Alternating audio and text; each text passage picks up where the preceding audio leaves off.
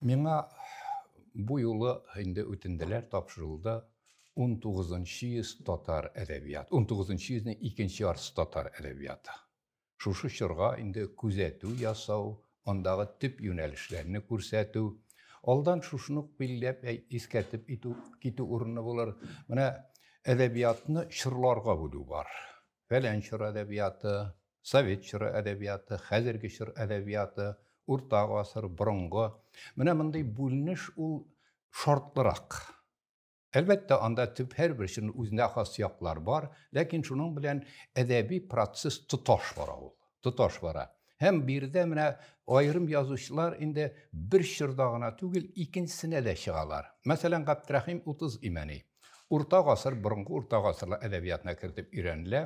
Инде ул аның яшәгән еллары 1754, 1834. Һәм менә 19-нчы йөзнең беренче яртысы әдәбиятына һәм 19-нчы йөз әдәбиятына Габдрахим 30 Имәни кирип китә.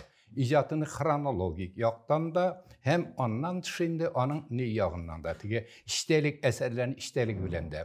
Аннан хәзер кайберләрнең менә нидә бар? Шартлы. Шакир Мөхәммәдов бар. Шакир Мөхәммәдовның төп әсәрләре 20-нчы йөз башында иҗат ителгән.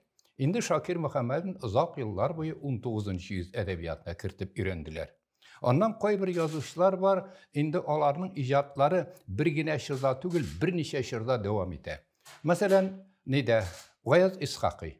Гаяз Исхакый үзенең иҗади эшчәнлеген 19-нчы йөздә башлый, һәм аның инде 20-нчы йөз башы иҗатының чәчәк аткан дәвре, һәм аннан мөһаҗирлеккә китә, һәм 1954 елны инде Төркиядә вафат була. Менә аның иҗаты берничә чорны итә, үз эченә ала. Шуңа күрә әдәбиятның менә чорларга бүленешендә билгеле бер шартлылык та бар. Билгеле бер шартлылык. Менә 19-нчы йөзнең икенче яртысы дип әйтәбез икән, ул инде шактый дәрәҗәдә аның беренче яртысы белән дә, аннан шундый 20-нчы йөз башы әдәбияты белән дә кирешеп китә. Инде хәзер менә әдәбият бит ул шушыннан әдәбият идеологияның бер күренеше буларак инде ул тормышның теге төрле яклары белән бәйле. Аның иҗтимагый, матди ягы белән, аннан соң аның ниләре, идеологиясе һәм башкалар белән бәйле. Шуңа күрә хәзер әдәбиятны өйрәнгән вакытта без телибезме, теләмибезме, тормышның үзенә, иҗтимагый мәсьәләләргә, тарихка мөрәҗәгать итәргә мәҗбүр булабыз. Инде 19-нчы йөзнең икенче яртысы өчен нәрсәләр хас? Һәм тагын шунысын да искәртү, анда сезгә билгеле әйберне. Инде әдәбият тарихы ул аны тудырган, ул хезмәт иткән халык тарихы белән тыгыз бәйләнешле. Ул аны тудырган һәм ул хезмәт иткән халык тарихы белән тыгыз бәйләнешле. Димәк, татар әдәбият тарихы дип әйтәбез икән, аның инде хәзер менә ихтиҗлар халкыбызның ихтиҗы белән туган һәм инде аңа хезмәт иткән, шуңа күрә хәзер менә әдәбиятның тарихын өйрәнгән вакытта халыкның этник тарихы белән тыгыз бәйләнештә карала. Бу электән үк килә. 19-нчы йөз әдәбияты буенча инде мин сезгә кайбер фикерләр әйтү белән генә чикләнәмен. Моның буенча куанычка каршы без еш кына инде кызганыч ки дип әйтәбез, ләкин кызганыч ки түгел бу чиракта. Инде безнең куанычка каршы 19-нчы йөз һәм аның икенче яртысы буенча шактый гына хезмәтләр бар. Аерым монографиялар бар. Аннан бу чорның күп кенә ядкәрләре, әдәби әсәрләре басылып чыккан. Алар бер мәртәбә генә түгел, берничә мәртәбә. Менә булар инде электән бу өлкәдә безнең эшләп килгәннәр менә электән Гали Рәхим, Газиз Губайдуллин, Галимҗан Ибраһимов, анда Габдрахман Сәгъди һәм аеруча 19-нчы йөзне өйрәнүгә Мөхәммәд Гайнуллин зур өлеш керткән кеше. Һәм аннан башкалар бар. Менә әле безнең күптән түгел арабыздан китте. Мәсгуд Гайнетдинов 19-нчы йөз буенча күп кенә эшләде, күп кенә хезмәтләре бар. Һәм монда саный китсәң, алар күп кенә. Һәм менә аларның шушы аерым монографиялардан тыш, аерым басмалардан тыш теге җинама хезмәтләре дә бар. 1984 һәм 2000 ел башында татар әдәбият тарихының беренче томы дөнья күрде. Яни 6 томлык әдәбият тарихы дөнья күрде. Аның беренче томы 1984 елны басылган иде. Ул борынгы һәм урта гасыр әдәбияты, һәм аның икенче томы 1985 елны чыккан калын китап ул тулысы белән 19-нчы йөз әдәбиятына багышланган. Hem әйтергә кирәк монда, бу китап менә дөньялар шактый үзгәрде, ләкин андагы тип факт мәгълүматлар инде һаман да нигә саклана. Алар нигә нык утыралар алар. Бирдә тип әсәрләр, тип факт мәгълүматлар тупланган фикерләр һәм бирдәге күп кенә материаллар Мөхәммәд Гайнуллин, Мәсгуд Гайнетдинов һәм башкалар тарафыннан язылган. Менә бу бер. Моны димәк, алты томлык татар әдәбиятының 85 елны чыккан 19 йөзгә багышланган әдәбият тарихы бар. Аны сез табып укый аласыз. Һәм анда инде беренче яртысы, икенче яртысы аерылган. Аннан безнең менә 14 елдан чыга башлады. Моны Галимҗан Ибраһимовның Тел әдәбият сәнгать институтында ул Фәннәр академиясының Татарстан Фәннәр академиясының 8 томлык татар әдәбият тарихы. Аның беренче томы инде 15 йөзләргә кадәр кешерне үз эченә ала. Икенче томы 19 йөзгә кадәр кешерне үз эченә ала. Шунысында мин теге мактана дип әйтмәгез, бу томлыкларда инде мин һәммәсендә теге риткәллек ягъзасы буларак, автор буларак та катнашам. Мәсәлән, беренче томында анда минем шактый гына мәкаләләр бар. Бер 20-25% мөгаен минем тарафтан язылгандыр. Икенче томы 15-18 йөзләргә багышланганы,ансының мин гыйльми редакторы булдым. Гыйльми редакторы. Һәм аннан 3нче томы багышланган 19 йөзгә. Бирдә менә күп кенә ниләрдә сезне кызыксындырган материаллар бар. Әгәр дә теләгәнегез ныклап танышасыгыз килә икән, аларга мөрәҗәгать итә аласыз. Аннан тагын менә куанычлы китабын куанычны әйтәм. Гөлзарларга гына ярамый. Элегрәк, мәсәлән, без әле мәктәптә укыган вакытларда элеккеге шыр әдәбиятлары безнең юньләп өйрәнелми иде. Баранда кайберләр әйтелә, кандалыйлар, ниләр инде кайым насырыйлар. Хәзер менә шушы фәннең үсеше белән, тормыштагы үзгәрешләр белән инде безнең мәктәпләргә, урта махсус уку йортларына инде әдәбият тарихы шактый тулы кирде. Һәм менә монда дәреслекләр бар безнең. Менә буларның 9нчы сыйныф өчен, мәсәлән, дәреслектәрдә бу 9нчы сыйныф дәреслеге анда нигә Борынгы һәм урта гасырны 19 йөзне үз эченә ала. Моңа инде ул 5 мәртәбә чыкты. Хәзер инде икенче дәреслек белән алыштырылды. Аның хрестоматиясе бар. Бу дәреслекне язуда мин менә Шәйхелислам Садретдинов белән мәрхүм 96 елны китеп барды. Бик әйбәт кеше иде. Аның белән яздык авторлы. Хрестоматиясында төзедек. Һәм аннан инде 9нчы сыйныф, урта 9нчы сыйныфлар өчен, гимназиялар өчен урта махсус уку йортлары, ягъни педагог училищеләре, күллиятләр өчен башкалар. Монда шактый динама рәвештә бирелгән, хрестоматиясында текстлар бирелгән. Булардан тыш урыс мәктәбендә укучы татар балалар өчен 10нчы сыйныф өчен дәреслек. Ул үз эченә ала борынгы чорны, урта гасыр, 19 йөз һәм 20 йөз башы. Моның инде бу бер китапта ул хәзер, әле хәзердә гамәлдә ул, шушы 95 елда чыккан, яның беренче басмасы. Моның инде дәреслек хрестоматия тибында, моның тип авторы миңа булырга туры килде. Борынгы урта гасыр, 19 йөзен тулысы белән, 20 йөз башында Дәрдемән, Бабечлар, Йомгак, Кириш өлешләрен миңа язарга туры килде. Һәм аннан шундан да айрым бүлекләре безнең 68нче мәктәптә эшләгән бик тәҗрибәле укытучы безнең элеккеге студент Наҗия ханым Гыймадиева. Димәк, менә бу дәреслекләрдә, ниләрдә инде шушы мәктәп дәреслек белән җинама рәвештә күз алларлык мәгълүмат бар. Күз алларлык мәгълүмат бар. Шуңа күрә менә мин инде үземнең Үстән Хатип абый хәзер менә үзегез карагыз инде кызыксынсагыз, хәзер менә мин нигә кыска гына әйтсәм дә теге үзенә эшне җиңеләйтергә йөри дип. Ну барысында тырышсаң да сөйләп тә булмый. Әйбер язганны мин язганда бер иң кыены миңа башлап җибәрү. Һәм исем табу. Язган әйбергә. Исемне табып менә беренче җөмләне язсам, мин аннан соң кирип китәм. Аннан тыш хәзер менә сөйләгәндә дә ул кай өлешеннән башлап җибәрергә. Хәзер шуңа күрә дә менә шул миңа бәлкем минем кимчелектер инде ул кай өлешеннән башларга, ничек сөйләргә менә ул аптырап торам инде хәзер. Аннан минем бер гадәтем бар. Минем менә ничек ул яхшымы, яманмы әйтә алмыйм. Мин мәсәлән халык алдында сөйләргә чыгам икән, мин алдан уйламыйм. Алдан уйламыйм, моны сөйләрмен дибрәк. Менә шул сөйли башлаганда, теге үзе килсә бер сартыннан берсе тартып чыгарса, мин шунда инде кытылам. Кайвакыт җанганым да бар. Менә бүген дә хәзер шушына ничек башларга, ничек гел уйламадым, мин әйтәм, яра, Ходай Тәгалә ярдәм бирер әле дип, яра, гадәти рәвештә генә кирип китим. Менә 19 йөзнең икенче яртысында безнең халкыбызның теге Халкыбызның теге тарих белән бәйләнешле дидем бит инде. Безнең нигә татар халкы күп теге кыенлыклар күргән халык, кайчандыр дәүләтләр тоткан шушындый бөек халык. Бөек халык безнең татар. Шушындый булган, безгә хәзер сөйләргә генә калды. Хәзер күп кенә менә шушындый ул Хәзәр каганлыкларында, Төрки каганлыкларында, Кимәк, аннан соң Болгар, Алтын Урда, башкаларның бит үзәгендә безнең әби бабаларыбыз торган. Һәм аннан берәм хәзер Тукай әйтмешле китте Казан, китте Касыйм, китте Әстерхан дип, менә шушыннан инде берәм инде бу дәүләтләр юкка чыгып барган, һәм безнең халкыбыз инде колониаль шушындый изелүгә төшкән. Күп кешесе кырылган, аның инде хәзер ниләре, чукындыру, яшәгән җирләреннән качып, күчеп китү, бик күп кенә матди һәм рухи байлыклар юкка чыга. Менә бу аеруча шушы 16 гасырның икенче яртысы 17 гасырда һәм инде 18 гасырда да ул. Менә шуңа күрә безнең халкыбыз күтәрелгән. Теге Степан Разин хәрәкәтләре, Пугачев хәрәкәтләре, башкалар дип әйтелә.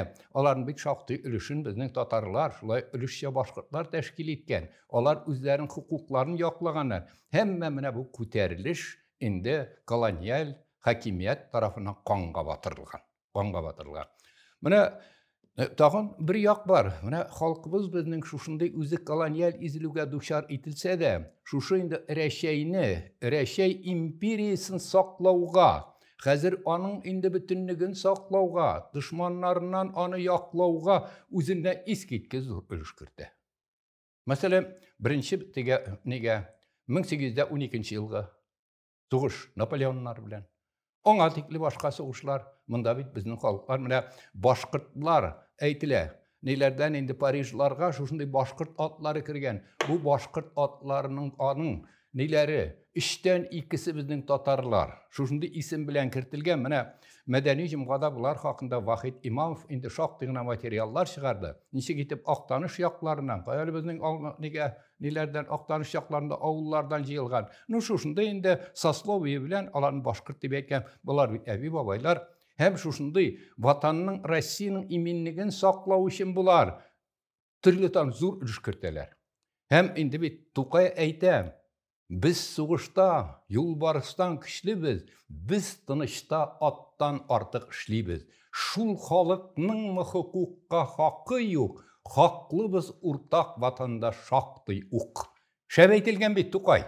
Шәп әйтелгән. Моңа инде комментнигә шундай шәрх кирәк түгел. Һәм менә бу яктан караганда, аннан төшеп әйтәле менә элегрәк, ул аеруча халыкның менә үзенең фәлән еллар буе яшәгән, аның инде милли барлыгы, кыйммәтләрен, әхлакый кагыйдәләрен туплаган дине бар. Шушларны мәҗбүр итеп башка дингә күчерү, чукындыру, урыс чукындыру аркылы христиан урыслаштыру һәм инде хакимият, урыс хакимияте, Мәскәү, Петербург хакимияте шактый максатына да ирешә. Әгәр дә карасаң, менә Баскаковның, урыс профессорының 500 русских фамилий тюркское происхождение. Урысның күп кенә кешеләре чыгышлары буенча татар. Менә урыслашу динне алыштырып, аларны урыслашып киткәннәр. Булар арасында Тимирязев да бар, булар арасында Суворов да, ниләр дә бар. Куприннар бар анда, Тургеневлар, башкалар бик күп алар. Инде уйлап куясың, әгәр дә менә бу талантлы затлар үз халыкларына, үзләренең татарларына хезмәт иткән булсалар, безнең халкыбыз нинди дәрәҗәгә җиткән булыр? Кызганыч шул. Үкенеч менә бу чиракта инде үкенечне әйтергә туры килә. Менә шушы планда 19 йөздә дә димәк менә бу ниләрдән бара әлүл. Чукындыру, көчләп теге динне алыштыру. Һәм монда бит менә Гаяз Исхакыйның Зөләйхалары юкка гына язылмаган. Аларның реаль нигезе бар, башкалар бар. Инде буларга мин менә шундый кирип тормыйм хәзер ниләр буенча. Аннан хәзер 19 йөздә хәзер нәрсәләр? Чагыштырмача бераз нитә, икенче яртысында. Менә бу сугышлар бераз кими төшә. Крепостной право бетерелү. Гәрчә безнең татар крепостной правога теге дворяннарга кагылмаса, ләкин аларга менә шундый теге билгеле бер теге җиңеллек тә китерелә. Һәм аннан инде хәзер шушындый буржуа капиталистик мөнәсәбәтләр урнаша башлый.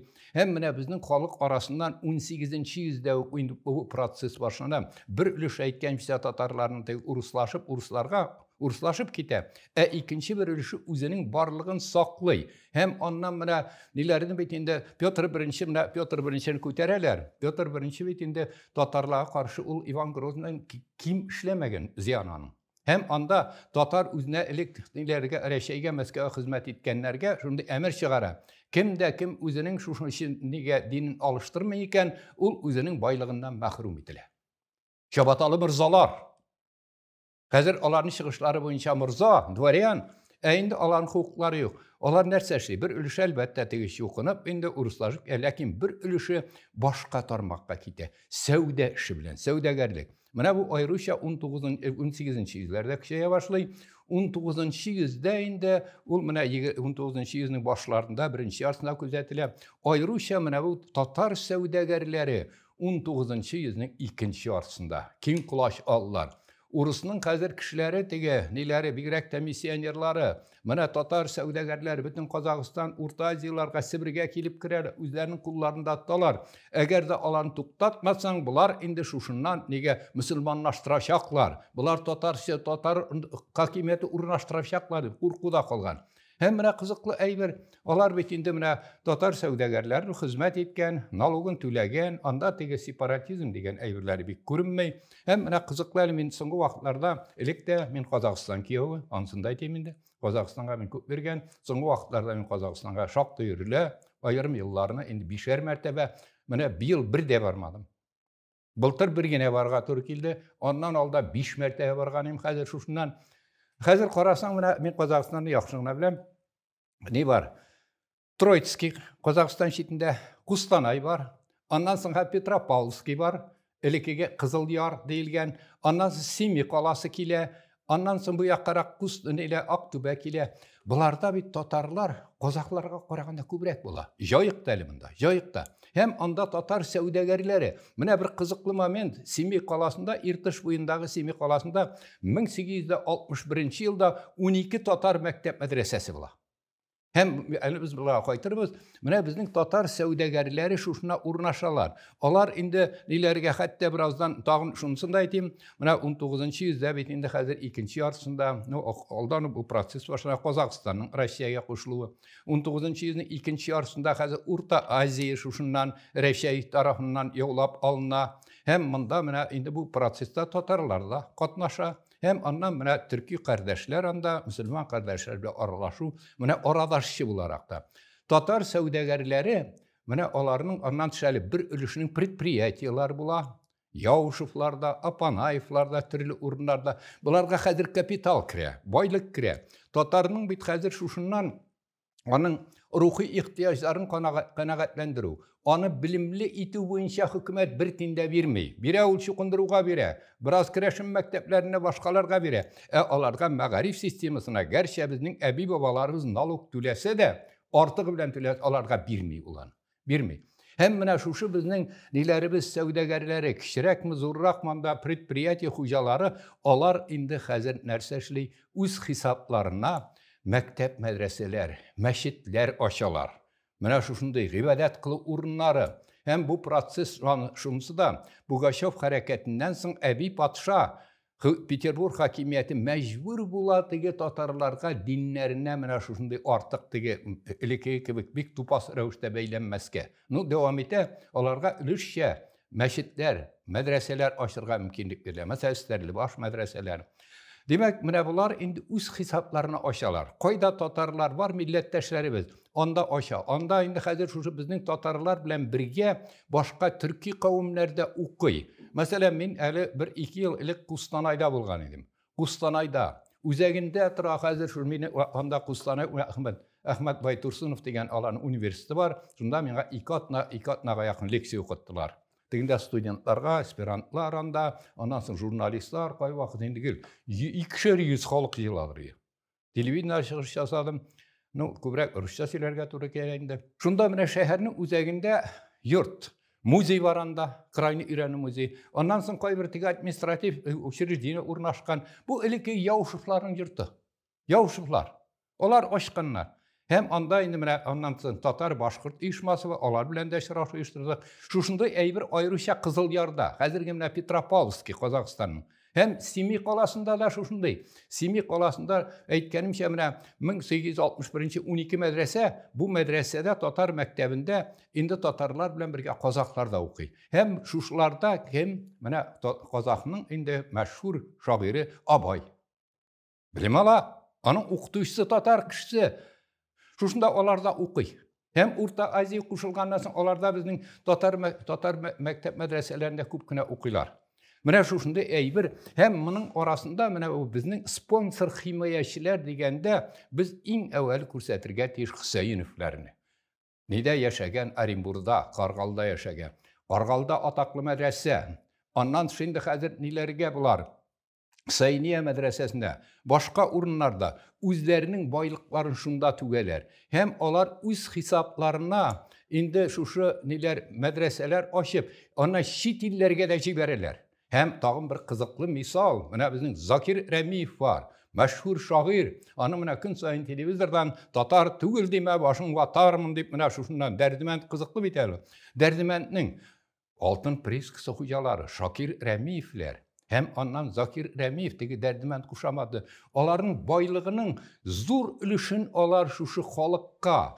Onu indi məğrifətli aldınğı itərgə şuşunda alğa jibergə tügələr. Hem onlar Orенбургda çıkan Vaqt gazetesi, Şura jurnalı, ondan şimdi başka neler şaqtığına oku yurtları bular hesabına başqarlar. Hem onlar şunsı bular indi Türkiye'ye, Garab illərinə tügel Avropa yukarı oku yurtlarına da alar kişilerini jiberip uqtalar. Mene bu kızıklı əybir. İndi mene bu proses. Ondan sonra hazır padişah hükümeti indi mecburi bula biraz yaraşırğa. Çünkü Tatar səvdəgərləri indi alar nilərini əlbəttə nalukunu tüləb, deyində xaznağa zor ülüşkürtələr, şuşunda əybir. Hem ondan tağın bir yaqqa var, mene Tatarının hazır ilikdən kelgen tradisiya negizində Tatar tili əli king taralışda var. Ne Uruslarının zor bir galimləri var, Bartilt degen. Bartilt. Əli ol Sovet çırında yaşay, zor tarixçi ol, onun tegi tomluqları. Hazır Bartilt'nin niləri sözləri var. Tatar tili əli 19-cı yüzdə Rəşəyinin Künçığış illəri bilən bağlanışlarında diplomatik vazifalarını ötədi. Bu nigə yuqqa etilgən əybir tügül. Mənə mənə zamanında Orенбургдағы Niplif oku yurtu bula, hərbi uçuşçusu bula. 1825 yıldan alıp 1916 yıllarga kadar işley. Мен мұның архивін Қазан, Мәскәүдә Хәрби тарих военный исторический архив бар. Шуны ничәнчедер елны 78 мекәнендә мен шунда бер 2 атнамы 10 көн утырдым. Архивта эшләвен беләсез, кызык ул. Менә бер нигә минем бер чагыштыру китергәнем бар, хатыйп алай дип әйтмәгез. Менә нигә ничек дип әйтергә, килен куенына кирергә баштанган кияү күп йөрисең кай вакыт. Arxivda mənə materiallar bir stixisine kirsən, getirələr onda, onu aktarasın, qızıqlı materiallar kilip çıqa, mənə şu min 10 gün 2 atnamını şul tekni mənə sağınıp iskə alam. Hem şunda arxivdağı materialların öyrənən vaxtda şaqdığına anda, şunda Padişah Orенбург administrasiyasına kirgən dokumentlar var. Qazaqlar tarafından kirgən, ondan çıxadır Üzbəklər yağından kirgən, varsa Tatar dilində yazılan. Tegiler de Tatar tilinde. Mene nige? Şuşunday konkret misalı. Ben özüm көргән, mında kişi arqılığına tügül, Bartiltlar әйткен arqılığına özüm de gördüm. Mene şuşuya, Tatar tilde teki keng taralışta var. Ondan sonra hazır 19-cı yüzdə demek mında bir karakterli Tatar tırmışında bilgili bir canlanu, hazır şuşundan hareket. Ondan sonra indi Tatarın öz kişileri, teki bay kişileri, xəlli kişileri, onlar öz hesapları, hazırki bizning Tatar bayları gibi Las Palmaslarga, Dubaylarga, başqalarga barıp degində marjalarını yertip, ya bulmasa hazır başqalar bilə anday alıqtığını qaramay, indi özünün mədrəsələrin, özünün məşidlərin, özünün xalqın tegi ağartırga alğa jiberi turunda oylaylar. Mine, indi ikinci yaqdan hazır mında 19-cı yüzdənin ikinci yarısında Tatarının mine hazır özünün tarixi bilən qızıqsın o. Tarixini eytələr ve tarixini jengüşlər yazlar. Hakimiyet bulganda tarih yazdılar, lakin bit hazır bizning yok. Hakimiyet Tatar kulunda tügül. Аны тегесе дә, монсы да язган, үзләренә яраклаштырып язган. Әлбәттә, теге менә шундый Карамзиннарда, Соловьевларда кызыклы материаллар бар, ләкин алар гомумән шушы Рәсәй империясы мәнфәгатьләрен күздәтеп язылган. Аларга татар нәрсә дип әйтергә? Бер икенчел, өченчел дәрәҗәдә шушындый куелган. 19-нчы йөздә менә шушы ниләргә халыкның хәзер бер яктан менә укымышлы итәсе. Укымышлылык, белем, мәгърифәт аркылы әдәп биреп халыкны алга җибәрү. Менә мәгърифәтчелек дигәндә менә шушы сыйфат. Аннан соң хәзер икенчедән менә тарих белән кызыксыну. Каян киләбез без? Кая барабыз? Хәзер Горькийның сүзләре бар. Булай дип әйтә инде ул. Әгәр дә кеше үзенең каян килеп, кая бару турында уйлана икән, бу инде шәхес ди. Шуңа күрә монда кеше генә түгел, халыкның менә шушыннан без каян килеп, кая барабыз? Безнең хәзер шундый киләчәгебез ничек? Шушыны инде безнең фикер ияләребез уйлана башлар. Әлбәттә, электә булгандыр, андый хезмәтләр сакланмаган. Чөнки ни генә түгел, кагазгә язылган әйберләр түгел, таштан, кирпечтән төзелгән татар шәһәрләре башкалар юкка чыгарыла, күлгә әйләндерелә. Аннан тыш хәзер шунсын да менә мин аны укыганым да бар. Әстерханның Кремлен алганнан соң, хәзер теге татар шәһәре бит инде, Әстерхан Кремль алганнан соң, хәзер аны Әстерханның теге китапханәләрендә, архивлардагы материалларны җыеп, шушында нигә салкын көн була, утта яндырып шунда кызыналар. Менә бит. Һәм менә бу хәрәкәтнең башында әлбәттә нидә бераз 30 имән идән дә башлана ул, Курсавидан да башлана. Һәм моның бу хәрәкәтнең башында Шиһабетдин Мәрҗәни. Шиһабетдин Мәрҗәни сезгә билгеле хәзер шушыннан. Шиһабетдин Мәрҗәнинең теге зур шәхес ул ниләре яшәгән елларны чәлән 1819, 1889 шул тирәдә ниләреннән. Шиһабетдин Мәрҗәнинең нидә укый? Монда бу тирәләрдә укый, Казан артында, аннан соң 10 еллап нигә Бухара, Самаркандтарда белем ала. Шунысы кызыклы. 1997 елны нигә Ташкентка төркләр семинар уздырганнар, халыкара семинар уздырганнар иде. Һәм шунда мине дә татардан инде вәкил итеп чакырганнар, безне алып киттеләр Самаркандга. Самаркандга бардык. Хәзер мин Самаркандда булган юк. Гәрчә мин Урта Азиядә яшәгән кеше. Ленинабад шәһәрендә елга якын мин яшәгән, заводта эшләгән кеше. Нигә мамык җыйган кеше, виноградлар җыйган кеше. Аннан 83 елны Ташкентта 3 ай стажировкада булдым. 78 елны Дүшәмбедә хәзер 2 ай стажировкада булдым. Инде мин таныш Самаркандта булган җой. Һәм Самаркандка алып киттеләр. Анда теге Гүр Тимер ниләрдән инде шушы хатыны хөрмәтенә бу Аксак Тимернең, Аксак Тимер дип әйтергә ярамый хәзер. Үзбәкләр янында ала Шах Тимер. Хәзер ул төзеткән зур ни бар. Хәзер шундый бина бар инде, гаҗәеп. Һәм аның өстендә теге аркасы өстендә язулар бар.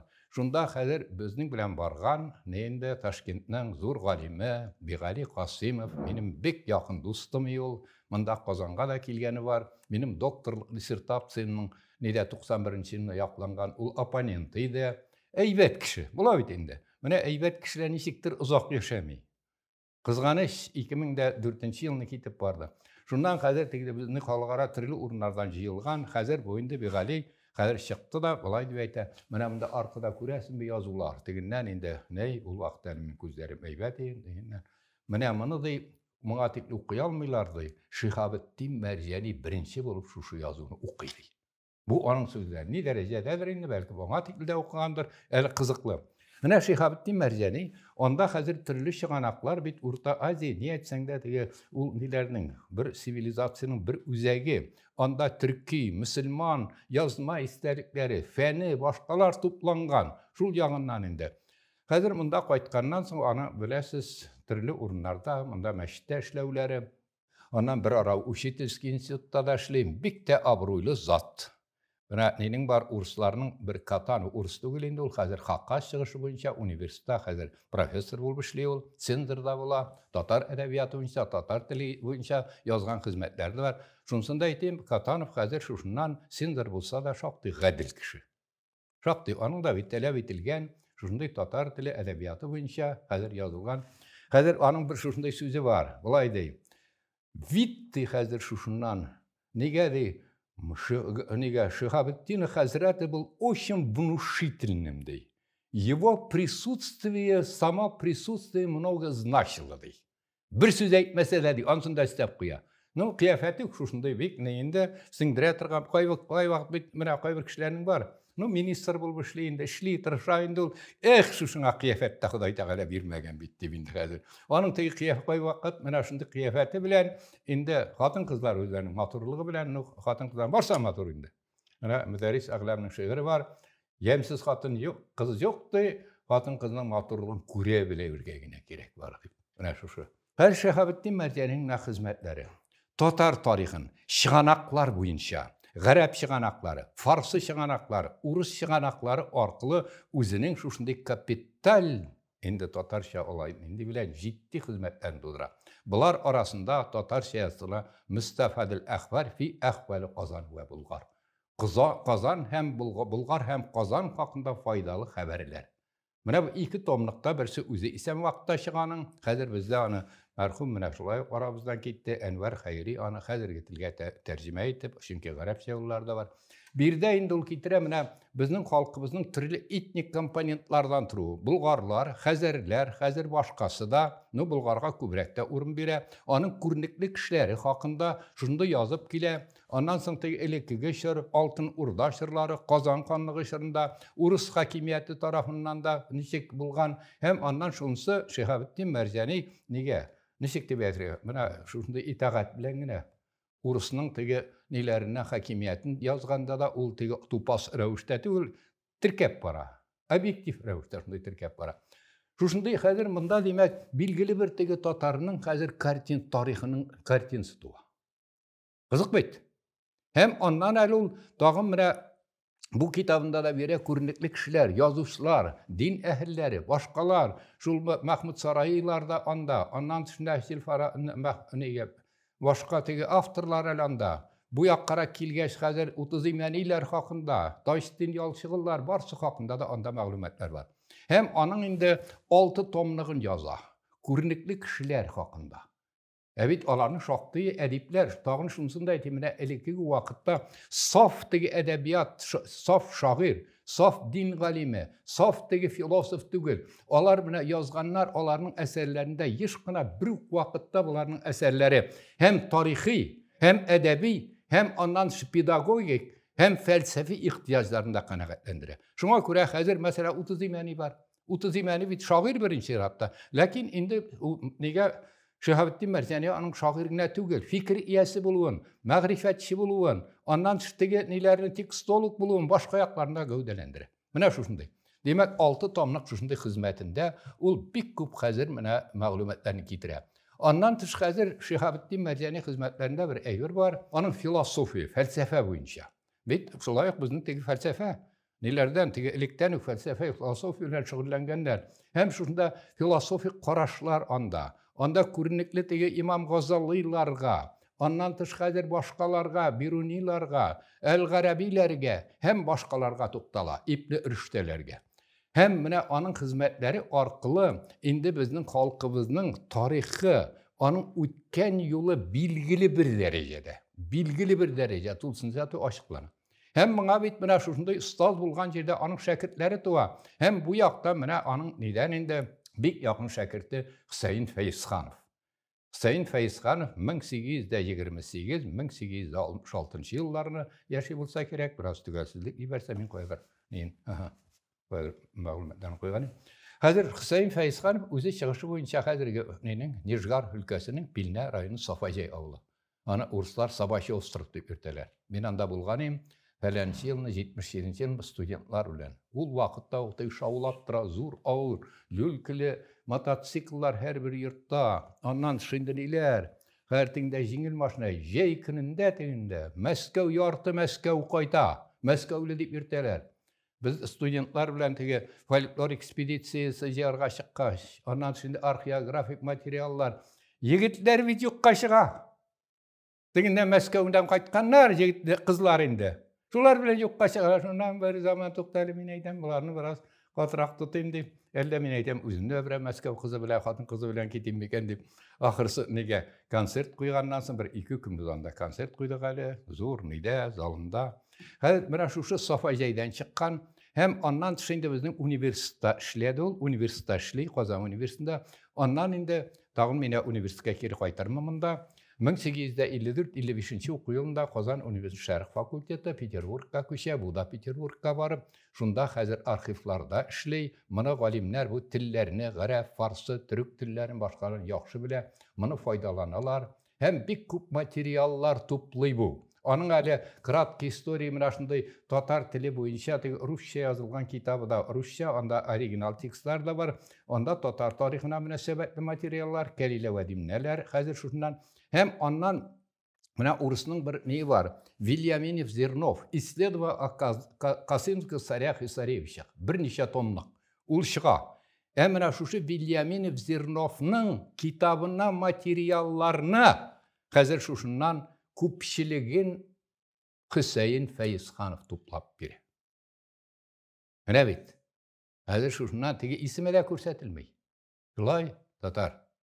İsmi de көрсетілмей. Ondağı material, iskitkiş boy materiallar. Hem mana şuşu Hüseyin Feyizxanov nenin Şihabettin Merzani bile hatlar alışalar. Tatar mağarif sistemasını kamilleştiru, zamanga yaraklaştırу, dünyavi fenler kirtu boyunca, skolastikadan qutulu şuşlar boyunca kızıklı fikirler. Hem bular boyunca mana bir kızıklı, şulay bizim zor tarihçimiz var ya, ol Mirqasim Qusmanov, onun Zavetni Mishta Hüseyin Feyizxanova degan Rus tilinde kitabı var. Hem minel şunsı, mana Hüseyin Feyizxanov'un nişançıdır yılında yubiley oңай bilen Moskvaga Mirqasim Qusmanovni chaqirgan bulganlarda, lakin ul qoyadır ağırıp gittimi, şundan meni jiberdiler teginde Asadullayev yurtunda Moskvalar zol tuluyu. Men şunda olarga bir saatdan artıq indi bilgeninde, bilmegeninde Feyizxanov hakkında söyledim. Şul tekli Moskvalar tegin zorlular eken. Çünkü ondagıların şoqtığı şuşu nelerden? Nijgar yaqlarından. Indi 19-cı yüzdə hazır Fatih Emirxan'ın babası. Bulgar tarihi boyunca, Tatar tarihi boyunca kitaplar yazdı. Hem indi 19-cı yüzün ikinci yarısı hakkında söz varganda, bunda ben onun tarihine tügül, onun folkloru, onun mifologiyası, edebiyatı, mağarifi hakkında söz varganda da en birinci rattamında elbette Qayyum Nasiri. Qayyum Nasiri'ni men bir yazgan idim ana. Qayyum Nasiri hazır şuşundan muallim. Lakin ul galati muallim, ders verişi muallim. Lakin onun şuşunda okuşları bilgili bir bölmede auditoriyadağına tügül bütün halk gavamda ders veri. Qayyum Nasiri. Hem mındalı Qayyum Nasiri boyunca mına onda Şafiul Nabiz'in Uruşaniya, Qayyum Nasiri müziği var, mında on leksiyasiler, şuna göre onun ülüşüne kirmeyim. Qayyum Nasiri'nin qaysı yağından mına bulgan materiallarını toplav. Mına bit hazır bizning galimlerimizge nerse yetmey. Yeşreklerge, biz mesela arxivlarga kirip qazınaydık, kul yazmalarını, her yok, bilk olay meşakkatlenesi kilmey, tiginden bundan alıp üstengine sikirip, şuşundan kandidat doktor bulası kile. Indi hazır bit fende şıhanak kirek, material kirek. Emre şuşu nilerden Qayyum Nasiri şuşunday materiallarını Kuplepiya ul anday materiallarını bastırıp çıkara. Mesela onun halk icatı boyunca, ondan dışında mifologiya boyunca, ondan dışında hazır mında nelerinin sözler, halkın dili boyunca, ondan sonra onun rivayetler, türlü legendalar, türlü çıganaklardan tarihi materiallarını tirkep kaldıra. Mine şuşlarını jitkire, ul bit olanı, kabir taşlarını ürene. Mine olanın hemmesi de şuşunday nige. Galimligi onun. Stevne elul şarık tillerinden, en birinci rattamında Qarab tilinden, Osmanlı tilinden, Tatar tiline indi halkının mına şuşunday onun ihtiyacın qanaqatlendirilik, onun tigi ahlaki yaktan terbiyelerilik eserlerini indi Tatar tiline köşire. Onun mesela terbiye kitabı, üzüğünden itiraf. Terbiye kitabın her bir ülüşü, onun tigi nige ahlaki, bizim hazırki turmuşumuzda nerse yetmey. Zakun bilen biz aldırga tırşabız. Zakun bilen ne bulmay. Eğer de terbiye yok iken, ahlaki terbiye, şuşunla insani terbiye yok iken, zakun bilen ne bulmay. Hazır şundan bizim nerse terbiye yetmey. Hem bunda ilikten kilgen halkının üzerinde toplangan nege termini var, mental sıfatlar, şuşlarını faydalanmış etmey. Şuşlarını değil. Elul nelerde var. Ben eli kuptan tüğünde Düşenbe'de buldum. Onda bir 3-4 gün içinde konferansiya, zor konferansiya. Onda şak katıptırdım. Muallim, stas, hazır şul tekli ulu kişini kişi itebilirler. Bizde bit hazır olunu olu itüde, kişini kişi itüde, hazır şundan çok şol tipli olga gittik ki. Olga taba nerse bulur. Olga taba nerse bulur. Ne şu yağından. Anam bu şırda tağın bir zur figürü var. Ul da bulsa İsmail Gaspralı. İsmail Gaspralı Kırım Tatarı 1859 yılda 1914 yıllarını yaşayan Kırım Tatarı boy gaileden hazır şuşundan ondan şul zamanında Nide'de okugan, harbi училище'da da ondan ileride İstanbul'larda, Paris'de bir vakt tillerini yaxşı bilgen, hatta Fransız dilinde bir ara Paris'de Turgenev ul vaqtda immigratsiyada bula. Turgenev özünün Tatarlığın her vakt çıkar, kolkutup yürüy. Şuşundan meňa da yerdämçi şuşuny tatar kerekdi. Hem özüne indi şuşu yerdämçi dem Gaspralyny bir ara özünde ýürtdi. Ondan Gaspraly häzir nege goýta?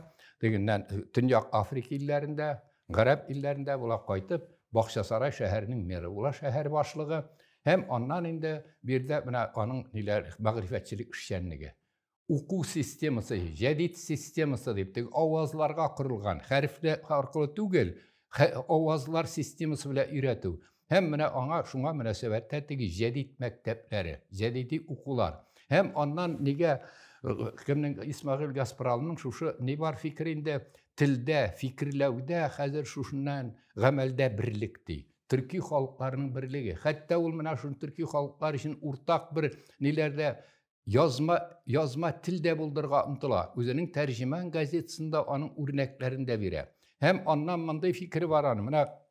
Bunun kitapları basılıp çıktığında bizge de Uruslar bile yaşaybız dey. Uruslardan tegi olarning örnek yağın, olga ketken yağın olurga kerek dey. Ondan tışkazir bizning olarda mesela yugarı okuyutlarında başka da.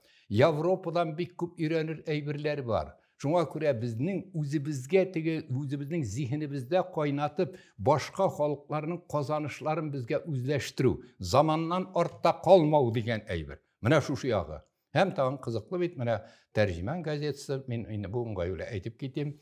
Bizning nelerde gazetalar çıgaru, Tatar tilinde ilikten hükmünde umtuluş bula. 20. yıllarını kulayında 19. yüzyılın. Ondan sonra Paşını bilen birlikte Hüseyin Feyzxanov Peterburg'da hazır gazete çıgarıga jena şulpan bulsa kerek alanın. Koyum Nasır'ı hazır Taң Yıldızın çıgarıga öyle yok. Burada administrasiya, padişah, hükümeti bularga ruhsat vermiyor gazete çıgara. Hatta özünün fikirlerini Koyum Nasır'ı kalendar, yıllık kalendarında mana şunday material regular ravişde çıkıp aranda bara. Hem Tatar tilinde indi nelerde mına bir tilge alırdı. Ona tiklede biraz olgan Kazakistan'da anda şu Tatar tilinde çıkanlar tilge arılık zor bir gazete var. Tercüman gazetesi. 1883 yılına. Şu nelerden İsmail Gaspralı çıgara. Hem bir kızıklı moment onun İsmail Gaspralı hazır ilene Akşurinlarının kızına Züre. Akşurinlarının Simbir gubernasında tege fabrikaları, hazırda anda yurtları başkalar vardı. Ataklı Akşurinlar, tege Yeltsinler operasiya satkan Rinat Akşurinlar şul nesilden. Şunsun. Hem mine şularının neleri, singileri indi kevga çıka İsmail Gaspralıga. Hem şuşunun tege Akşurinlerinin singileri bulgaç indi ama bir kubiti birine biriler. Özünün birine akşasına tercüman gazetesi çıgara. Nege İsmail Gaspralı kolgan tege ofisial yollarını çıgarıp hem mine şuşu tercüman gazetesini çıgarganda Tatar kızı Akşurinlarının şuşu nilesinden bulgan Zühre Hanım indi anda tip tege işlevşi gazette tip işlevşilerinde birisi bula. Kızıklı biteli. Onun boyunca bir köküne materyallar var indi.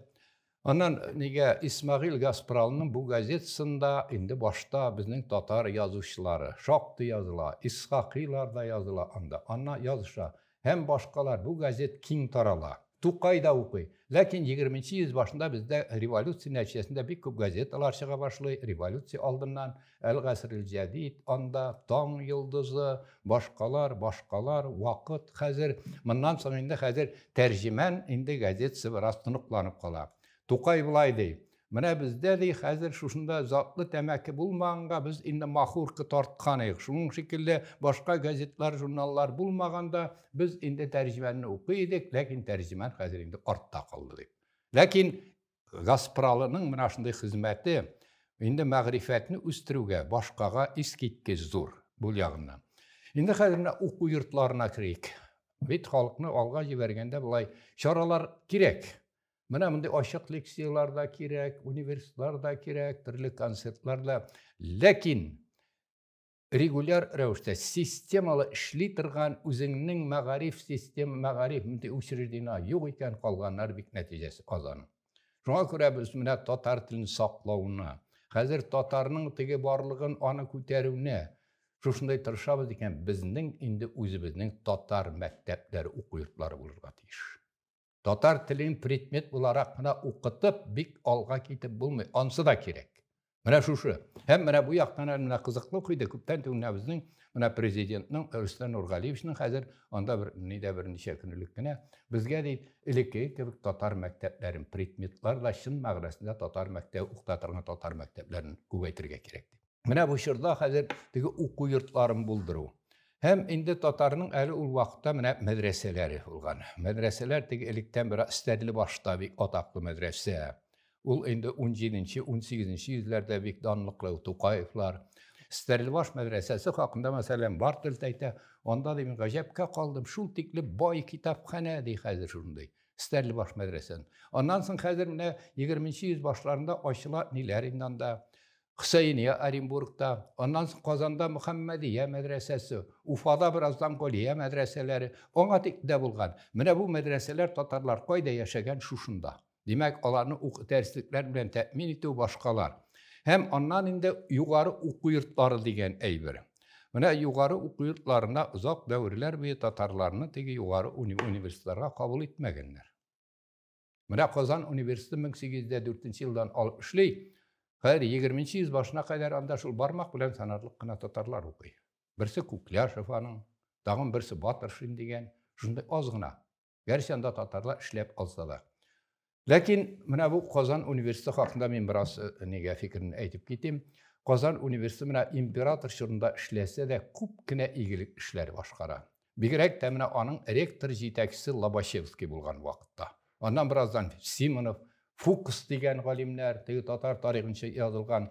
Һәм алар менә шушындай телләрне өйрәнү, шәрq телләрен, һәм анда менә шушы ниләрдән гарәп, фарсы телләрен, тегендә хәтта нигә санскритларны, монгол телләрен өйрәнү, түрк телләрен киң тарала. Шушыңа мөнәсәбәттә хәзер алар инде хезмәтләр языла. Кызыклы бит әле. Кадрлар әзерләнә.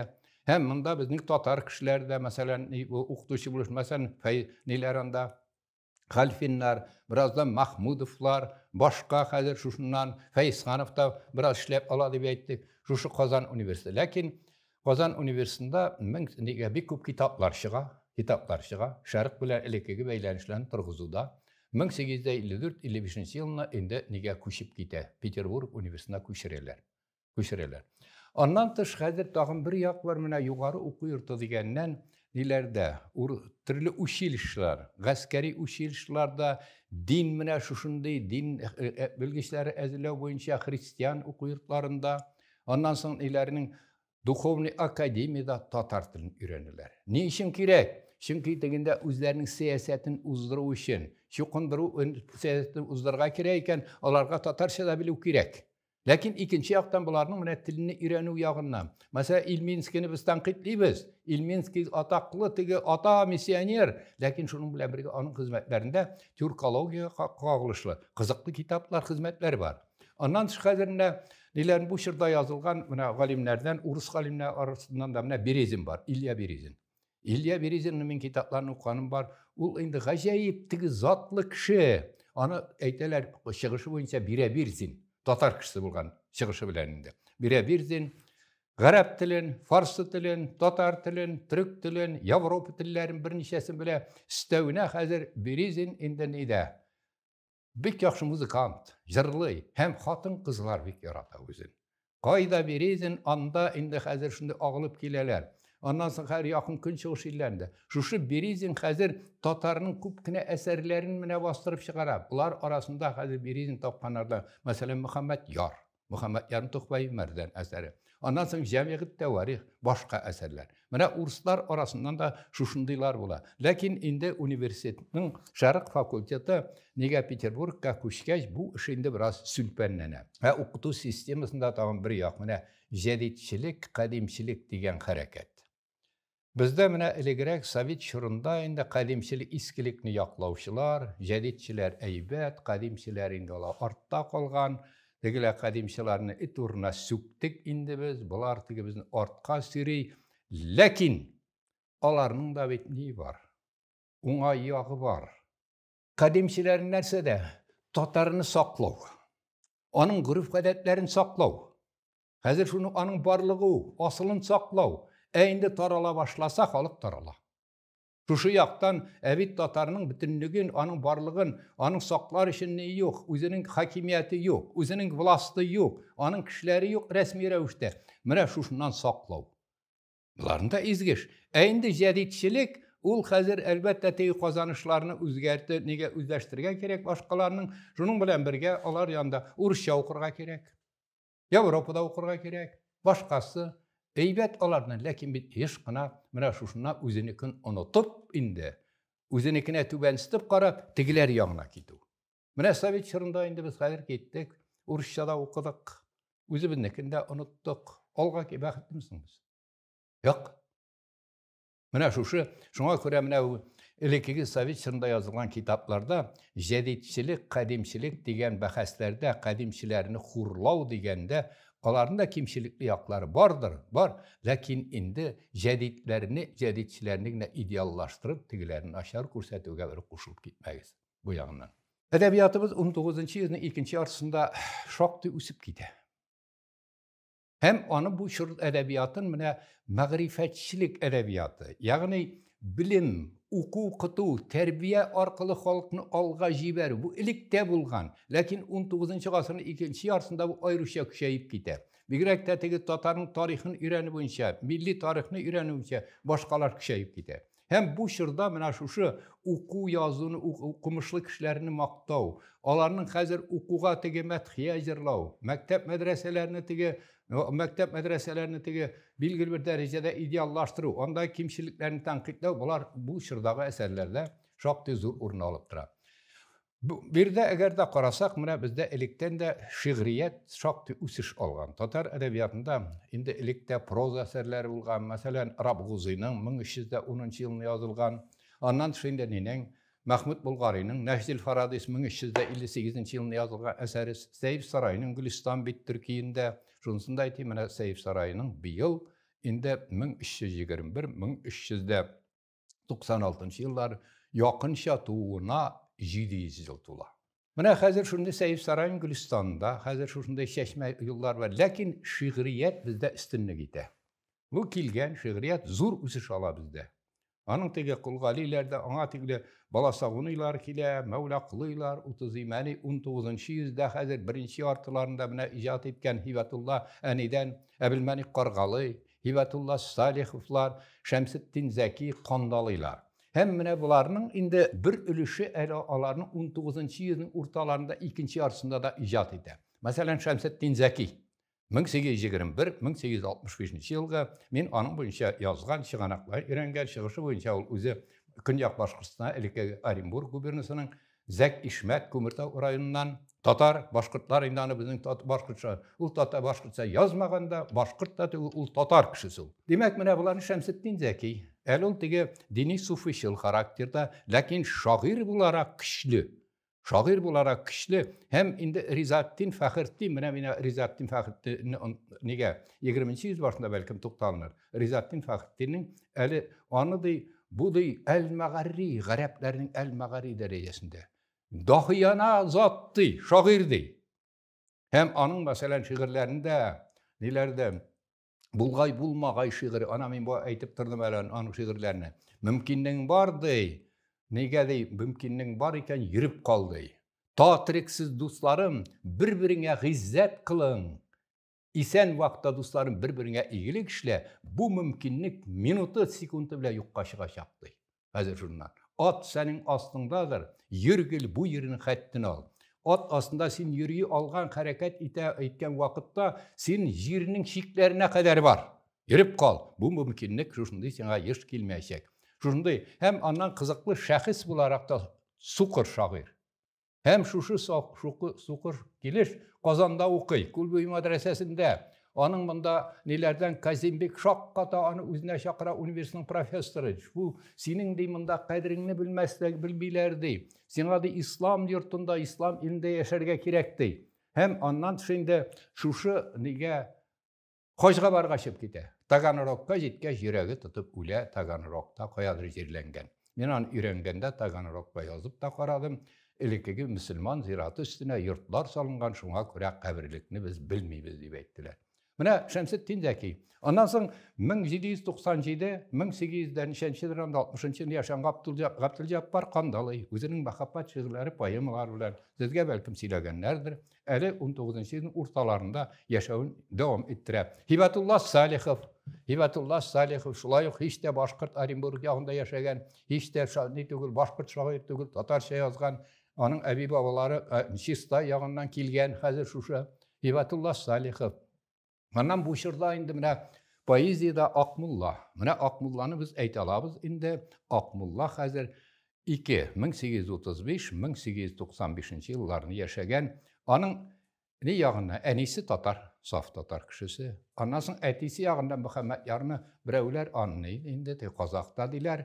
Аннан инде хәзер аның әтисе үлгәннән әнисе кияүгә чыга, башкортка кияүгә чыга дип хәзер шуннан. Аннан хәзер шушы Башкортстан якларында, аннан ниләр Казакстан якларында йөри, яза, аның теге афористик истәлекле шигырьләре бар. Аудиторияга карап, казаклар янында казак элементлары кертә, аннан башкортлар янында башкорт элементлары кертә. Һәм шуңа күрә инде без әйтәбез, Акмулла, Мифтахетдин Акмулла, хәзер ул инде татар, иң беренче татарны куябыз, татар, башкорт, казак шагыйрь. Шулай куярга да кирәк. Һәм менә аның бигрәк тә шушы шигырь иҗатында инде аның иҗатының гына түгел, Акмулланың иҗатында гына түгел, 19-нчы йөз татар поэзиясының йөзек кашы булып, аның Дамелла Шиһабетдин хәзрәткә мәрсия. Шиһабетдин хәзрәткә менә шушына ул мәдхия мактап шигырь яза, әсәр яза да шуны Казанга тапшырырга килгәндә инде Шәмсетдингә Шиһабетдин Мәрзияни вафат була һәм ул аны инде мәрсиягә әйләндерә. Шиһабетдин Мәрзияниң зурлый, аның теге фикер хөрлеге өчен, татарның язмышы, менә шуны халкыбызның теге бәхет өчен көрәшүе, ул ди безнең заманның ди хәзер шушындай газалы ди, икенче газалы. 1111 елда үлгән теге ниләрнең, гарәпләрнең чыгышы буенча фарсул дөнья күрәм атаклы философ газалы.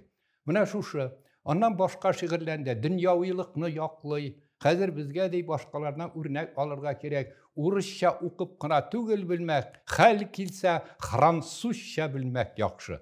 Хәзер нидә генә түгел, урысча уку гына белү түгел, хәлин килә икән французча да өйрән. Французча да өйрән. Менә шушы ягыннан. Аннан инде бу чорда хәзер Гали Шөкри бар. Моңа тукталырлар әле. Гали Шөкри буенча менә минем аспирант, хәзер ул мирасханәнең директоры инде, Илһам Гомәров. Әйбәт кенә диссертация язган иде, нинең буенча. Аннан соң хәзер бу чорда менә безнең татарлар халкының бер өлеше Крешен татарлары. Аларны инде булган, без аларны әйтмәк, теге Крешен татарлары бар икән, алар булган, ләкин Крешен татарларының теге диннәре хәзер шундый аерым гореф-гадәтләре икенче булса да, алар безнең кардәшләребез. Алар чыгышлары буенча татар, һәм аларның телләре һәм моңнарыбыз уртак. Мәсәлән, без хәзерге татар сәнгатен анда Георгий Ибушевлардан башка күз алдына да китерә алмыйбыз. Казанцевалар, башкалар. Шуңа күрә менә бу моментларда теге төрттермик без. Син Крешен, син Мишәр, башка без татар шундый ихтирами мөнәсәбәттә. Һәм менә шушылар арасыннан Яков Емельянов дигән 19-нчы йөзнең икенче ярсында иҗат итә. Кызыклы гына Крешен татар шагыйре. Безнең менә элеккеге әдәбиятта килә гаруз белән язу, көйләп уку күбрәк. Бу гарәп фарсыдан кергән инде. Хәзер Тукайда да ул дәвам итә. Мәсәлән, без инде Тукайның укыйбыз бит. Теге Җиктереп парат Казанга туп-туры киттем кара. Әбит алай көйләп гаруз белән укыган. Җиктереп парат Казанга туп-туры киттем кара. Та-та-та-та-та-та-та-та-та-та-та-та кийләп укыган. Инде хәзер бездә үзебезнең теге элеккеге төрки татар шигыре силлаби үлчәмгә корылган. Менә Яков Емельянов шушы сөйләмгә, силлабикә корылган ни белән яза? Нәрсә дип әйтергә? Үлчәм белән яза. Аның менә шундый халыкның тормышы, гырыф-гадәтләре, кешеләрнең теге саранлыклары, юмартлыклары күрсәтелә. Һәм аның бер шигыре бар. Минем теге кайвакыт авыр вакытта хәзер мин аны әйтәм. Көндә ызгыш, көндә җибектерде инде җанымны. Классик юллар. Көндә ызгыш, көндә җибектерде инде җанымны. Аннан соң хәзер бу чорда яшәгән шагыйрьләрдән менә Әхмәтҗан Тубылый. Тубылый буенча ниндидер сәбәп белән Сарыбайкыл якларынан Себергә сөрелә, аның әсирлектә шушы Себер якларында, Давыл якларында газап чигүе, башкалар тасвирлана.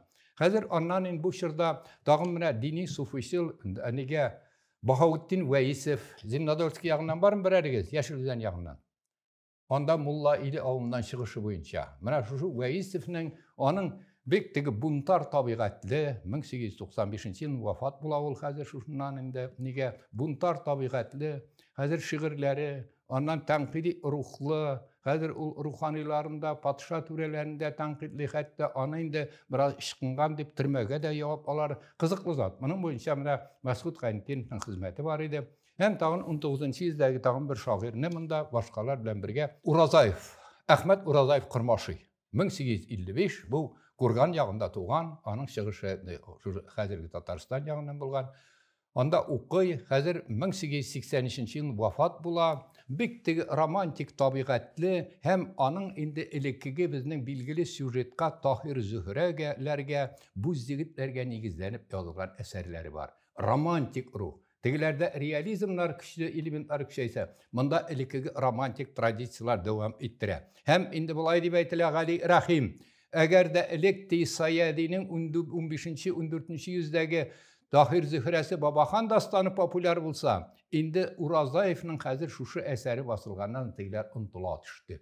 Шул тикле теге җыр белән инде матур итеп язылган, анда арада хәзер көйләр дә кирип китә. Таһир Зөһрә һәм бу инде Таһир Зөһрәнең теге янә популярлашуына китерә. 1918-17 елны Фәтхи Бурнаш үзенең атаклы Таһир Зөһрәсен яза. Менә шушы. Инде хәзер Чәчмә әсәргә, прозага күчик бу чордан проза әсәрләрдә көчәеп китә. Әйткәнемчә, бездә шул һаман да поэзия хакимлек итә, ләкин Чәчмә әсәрләр арасында менә аерым Каюм Насыйриның аерым хикәятләрен китергә мөмкин. Гәрчә аларның бер өлеше тәрҗемә булса да, һәм инде бу чорда оригинал иштәлекле инде шушындай Европа әдәбиятларына башкаларга хас булган хикәя повестьларда туа башлый. Моның беренче үрнәкләреннән, бик уңышлы үрнәкләреннән берсен инде Муса Акъегетзәдә Хисаметдин Минла повесть. Бу Муса Акъегетзәдә бик кызыклы зат. Чыгышы буенча ул үзе Пенза ягындагы Машайникино авылында, мин ул якларда заманында 1 ел эшләгән идем. Алтавыл баран татар авылы, мин Кашкарында эшләгән идем. Шуннан, аннан соң инде хәзер бу Пензада гимназия бетерә. Аннан соң Мәскәү университетына, Казан университетына кирергә теләй, ләкин монда татар дип алмыйлар. Шуннан бу Газпролның белән тәкъдиме белән Төркиягә китә, анда мөлкия буенча университетны бетерә. Һәм бик атаклы шушыннан экономист буларак таныла. Төркиядә менә экономик реформалар узган гасырның шушы 3нче чирегендә башлана ул. 70-80 еллар бик. Һәм шушында инде нигез итеп алына Муса Акъегетзәдәнең карашлары. Һәм моның буенча төрек галимнәре бар. Бу дип бүйүк теге шушыннан экономист, икътисадчы да дип. Аның Хисаметдин Минласында яңа дип. Авылда хәзер Минла булып эшләгән, шундай мулла укытучы булып эшләгән. Шуның аркылы монда мәхәббәтне дә күрсәтә Хәнифә белән. Хәзер анда башкалар белән мөнәсәбәтләр кызыклы реалистик тормыш. Һәм менә мин аны укыганда Пенза ягында татар авылларын яхшы беләм. Анда күренешләр, гырыф-гадәтләр шактый дәрәҗәгә күз аллана. Һәм аннан бу чорда тагын узган гасырның 80нче елларында әдәбиятка килә Заһир Бигиев. Заһир Бигиевның да шулай ук аның диләре буенча, чыгышы буенча Пенза якларыннан, шушы ниләрдән Белинский хәзерге Кашкару якларына, Машали якларына. Әмма аның әтисе Ростовта мулла була. Хәзер шунда туа. Аннан соң бу хәзер анда укый, русча да укый, Казанда мәдрәсәдә укый, Күлбуй мәдрәсәсендә. Аннан соң үзенең туган ягына кайтып, Анда мулла булып та эшләй, һәм инде аннан шушы 1902 елны вафат була. Аның меңнәр яки гүзәл кыз Хәдичә, детектив характерда, бик теге тәнкыйди рухлы. Аннан соң инде Гүнахы Кабаир исемле, зур гүнахлар исемле, шундый романы, анда тәрбия, ничек анда хәзер ниләрнең анда bir tip героиның ялгыш юлга китүе, башкалар. Һәм менә монда бу әсәрләр инде татар әдәбиятында, менә Европа тибында, рус әдәбиятында кебек реалистик, хәзер шушыннан дөньяви эчтәлекле әсәрләрне туын күрсәтә, жанрлар туын. Һәм тагын кызыклы 90-нчы елларны Заһир Бигиев Урта Азияга сәфәр кыла. Урта Азияга, анда теге Самаркандта, Бухарада була. Аның Мавара-эн-Нәһрдә сияхәт, ягъни 2 ел арасында Түркстанга, Урта Азия сияхәт, шул тикле көчле. Аның хәзерлеген, ничек итеп анда теге патша хөкүмәтенең Урта Азияны яулап алуы. Мәсәлән, төркмәннәр шул тикле батырлык күрсәтелә. Бер сугышта да гына да аларның фәлән мең кешесе вафат булды. Ondan sonra хәзер монда Урта Азиядагы айрым җирле халыкның теге бигрәк тә түрәләр арасыннан Мәскәү хакимиятенә ярашып үз халкы хакында уйламаулар. Менә шушындый Мавара-эн-Нәһрдә сияхәт. Сияхәт нәмә жанры әле бездә башкалар тарафыннан да дәвам иттерелә. Ondan sonra бу чорда хәзер әкренләп менә ниләрдә башка әсәрләр Ризаттин Фәхретдин әдәбиятка килеп керә. Ризаттин Фәхретдиннең 2 гасыр аралыгында Сәлимә аның Асма яки Гамәл вә Җаза. Ул инде 20-нче гасыр башына да карый. Ondan sonra хәзер Салих тагын беренче әсәре бар. Һәм Фатих Кәриминең Салих бабайның өйләнүе 20-нче аның күбрәк 20-нче башына карый. Ondan бу чорда Җиһанша хәзрәте, Закир Хадиның туа Җиһанша хәзрәт ничек итеп энергияле кеше, шушыннан, ләкин ул инде халыкка хезмәт итәсе урынга үз мәнфәгатьләре юлына китә. Шушының теге ялгышлыгын аның, шушыңа мөнәсәбәттә тормыштагы кимчелекләрен автор тәнкыйтьли. Аннан соң ниләр, башка кайбер әсәрләр дә бар. Һәм менә булар арасында бигрәк тә мин әйтер идем Фатих Кәриминең инде Европага сияхәте. Әйткән идек бит теге ниләрнең. Заһир Бигиев Урта Азиядә Европага сияхәт, аннан соң инде хәзер Кырымга сияхәт. Һәм тагын шунысы Фатих Кәрими чыгышы буенча нидән ул теге Әлмәт ягындагы Миңнебай авылыннан. Аннан инде бу үзе нидә Чистайда атаклы мәдрәсә була. Чистайда атаклы Закир хәзрәтләр мәдрәсәсе. Монда заманда Риза Фәхретдин дә укый, Фатих Кәрими дә укый, Гаяз Исхакый да укып ала, башкалар да. Һәм тагын шунысы кызыклы, Закир хәзрәт менә бу ниләрне мәдрәсән бу нәселдән ниләрнең Закир хәзрәтнең бер кызы атаклы Гөлсем. Ишеткәнегез бармы? Менә ниләрнең Роза Туфитулованың күптән түгел язмыш силе исемле романы чыкты. Башта нидә Казанлыкларында басылган. Аннан соң аерым китап һәм узган ел түрк телендә басылып, шул тикле популяр китапка. Анда Гөлсем ничек итеп теге ул Петербургта Бестужев курсларында укый. Аннан тыш хәзер ничек аңа теге Казакның шагыйре, атаклы Махҗан Жумабаев безнең нигә Хади Тапташ дигәндә ул гашыйк булып йөри. Һәм моннан тагын бер Махҗан Жумабаев теге шәхес культы чорында инде ләкин соңрак антыргызалар. Казакларның Астанадагы бер зур бер җыелышында мин катнаштым да, язучылар, башкалар бар. Шуннан мин әйтәм, менә шуннан минем бер тиктиреп ала торган гадәт бар. Менә сез мин әйтәм, 20-нче йөзнең беренче яртысында мәхәббәт турында иң тиңсез бөек әсәрләрне Махҗан Жумабаев тудырган дип әйтәсез. Мин әйтәм, моның буенча да мин әйтәм, сез татарларга бурычлы. Әгәр дә мин әйтәм, Махҗан Жумабаев татар кызы Гөлсемнән илһам алмаса бу әсәрләр тумасы дип.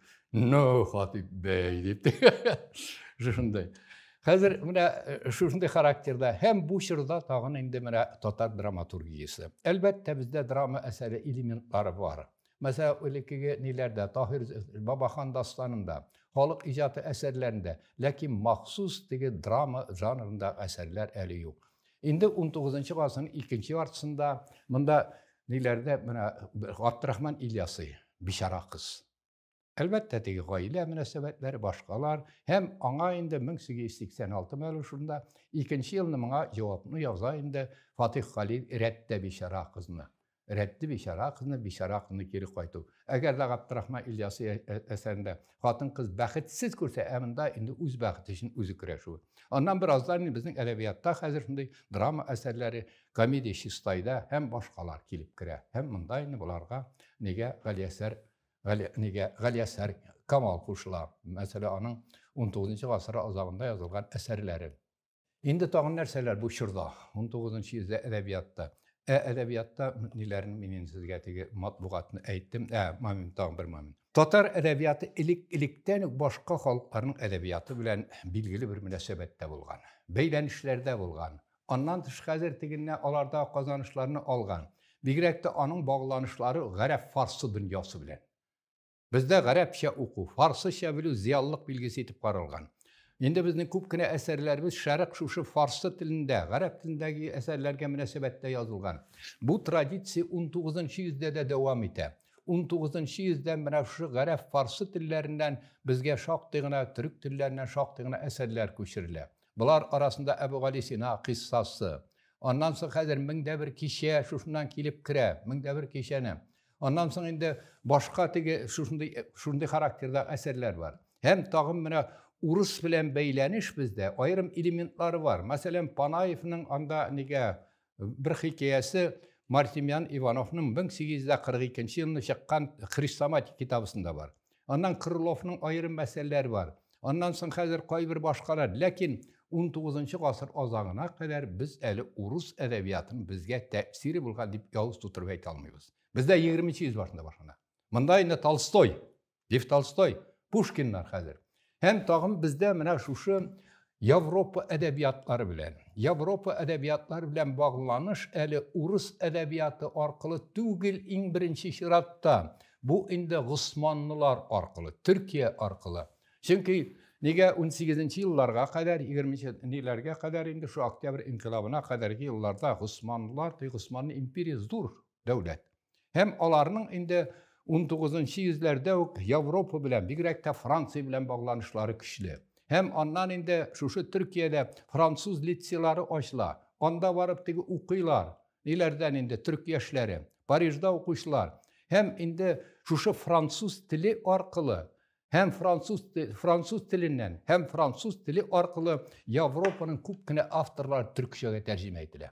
Onlar indi həzir bilgili bir dərəcə adaptasiyalana. Mesela anda ne bulayken indi generik bulayken indi Galiga eğlenirken mümkün. Ondan sonra hazır mürşide bulayken Maşığa eğlenirken mümkün. Şurada adaptasyon. Hem bu eserler Avrupa kazanışları kilip Tatarlarga da kile. Türkiye'de çıkan kitaplar hazır mında bizge mene şuşundan idil boyuna da kile. Hem tağım bizim Tatarının şaqtığına kişileri Türkiye'de okuylar. İstanbul okuyurtlarında. Ondan çık hazır neyde? Qərəbinin Əl-Əsər universitetlərində başqalarda oxuyurlar. Həm bilgili qaybirləri hətta Sorbonnada 20-ci yüzlərdə.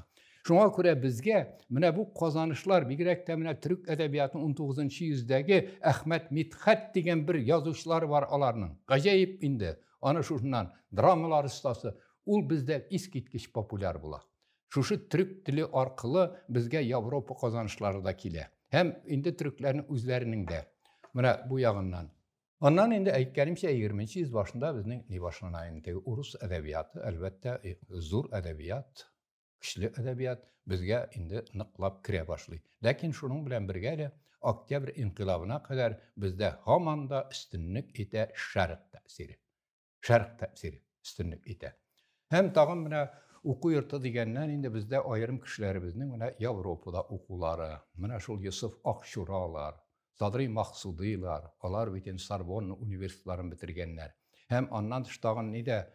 Həzir bizim İstanbul'da okuyanlar, Türkiye'de okuyan Fransız dilin kamil bilələr, Şuluq Musa Aqiqizədələr. Ondan tağın bir məşiğanaqını aytırıydım men. Bizim ayrım kişilərin mühacirlikə kitəbit. Mühacirlikdə, məsələn, Finlandiyada 19-cu yüzün ortalarından alıp Tatar diasporası yaşayı başlayır. Onların köpçülüğü şuşa həzirgən Yejğar yağından, Həzirgətik Rəşid Vahabovlarının Yanapar, onun ikinci Aktuk deyib deyirdilə. Yanapar ağından Rəşid Vahabovlarını, Xeydər Begiçevlarını, ana prodüser olub verən Rifat Fattahlarını verən ağıl. Mənə həzir onlar köşüb, həzir 19-cu yüzünün uzaqlarında onlar indi Şuizlərin milli turmuşlarını devam etdilər. 20-ci yüz başlarında Hem alar şved tilin, fin tilin üreneler, nemis tilini üreneler. Hem şuşundan ayırım kaybirleri alarını Avrupa oku yurtlarında okuylar. Hem tigindeki kazanışlarını bizning edebiyatka kirteler. Mesela nelerde şuşu Sovet şırına to'g'ri kelgan davrlarda yashagan Hasan Hamidullah'ның indi Finçadan tercümeleri var. Bu şiratında men açıkladım. Bu Finçadan tercüme eseri nega İtalyan tilinden köçirilgen. Mana şunday kızıklı misallar var. Kıskası 19. yüzyılın ikinci yarısında bizning edebiyat ul indi mana onda ilkigi tradisiyalar bir yaktan devam ettirilen, yana turmuş şartları, turmuşdagi tigi ijtimai o'zgarishlar, maddi o'zgarishlar, siyosiy o'zgarishlar, tigi nelar feodal münasebetler uğruna kapitalistik münasebetler uğruna şu krepostnoy pravının bitirilüğü, mana bular indi sizilili rol oynayın. Ondan sonra Tatarlarning mana umum reşey turmuşunda qatnaşuları, qalar arasından ko'rinlikli tigi nelar ishmakarlar çıgığı, savdogarlar çıgığı, boshqalar, ana o'quv yurtlarining ko'plagan maktab madrasalarining ochilüğü, bularda hozir indi boshqa Türkiy xalqlarında o'quv, masalan, Ufada Qoliya madrasasi, indi boshqatlar yazana Bashkirskiy madrasa bo'lgan, ul boshqirt ul Tatar madrasasi, Ufa ilk Tatarning bir boshqalasi. Şunusunu da bilip dururuz. Mana şu yağından hazır kelgen. Ondan tağın 20'de bu şırda hazır bizning tağın bir kızıklı neler kitap basу bitni qalğa ite. Kitap basу bizde ilikten indi 1700 falanchi, 1600 falanchi yıllardan o keleti Petr bir zamandan. Ona 18. yüzyılda ayrım kitaplar. Endi 1800'de ikinci Aziyatski tipografiya Kazan'a köşkeş. Ondan sonra Kazan Üniversitesi'nde şunday tipografiya açılgaç. Ondan hususi neler anda tipografiyalar Tatar tilinde Tatar matbaagaçılığı şu tikli alga kite. Hem mena min neyde 1895 yılını miken nege bargandan soň Ankara'ga bargaç bizne Türk Kültür İnstitutu'nun kitapxanasına alıp bardılar. Deginde bargany hazır kitaplar ko'rsateler. Qarayım Kazan basmalar, tegisi, mınsı, men aytam mena şuşundan onda tegi Atatürk Kültür Merkezi'nin yetekçisi Sadık Dural bari. No, Hatip Bey tağın indi şuşundan maqtana başladı indi. Soň men aytam maqtanaga mene bir Tatar kitaplar, dünýä kadar. Mındagı bizning Tatar kitaplary onda bargan. Hem alarını benim көрgenim var. Ne Taşkent'in ilerinde, kitapxanalarında, Duşanbe kitapxanalarında şuşundan köplegen. Taralış tapkan. Hem alarını bir türlüden. Bizning Tatarның şuşunda yığıntısı, şuş yağından. Ondan indi hazır edebiyatta demek mena şuşu turmuşun özünde tigi magrifetçilik dip aytабыз, bilim arqılı kişini nege ahlaki terbiye, onun tigi nege akıl yağından terbiyelew arqılı, onu hazır alga jiberu, hazır şunday tigi teraqqiyat yoluna bastırı, şuşu ideyalar edebiyatta da üstünlük ite. Edebiyat indi çeşme formada, tizme formada, drama formasında hazır şundan original eserler, tercüme eserler, janr türlülüğü. Hem indi ondan bir tercüme eserleri 19. asır azağında şul tikli küçeyip gite, 20. yüz başında bizning mena bir uyanı bu. Tatar edebiyat tarihinde iki zor şuşunday büyük nokta var. Onun birincisi 14. yüz, Altın Urda çağında. İkincisi 20. yüz başı. Hem 20. yüz başında bizning mena şunday köplen gazet, jurnallar, onda kitaplar çıga, yazıcılar, edebiyat şul tikli üsüş ala. Hem bunun başında kimler tura? İshakîlar tura. Rizaddin Fakhriddinler, Gafuriylar, Tukaylar, Emirxanlar, Derdimendler, Sa'id Remiyevler. Mene alarının şuşunda yugarılıkka jetüğünde indi 19. yüz edebiyatının şul isepten 19. yüzün ikinci yarısında ijat etken avtorlarında rolü iskitke zor. Olar özüne kadarki şunday tradisiyalarını devam ettirip, üstirip, bayıtıp 20. yüz başı edebiyatına tapşalar.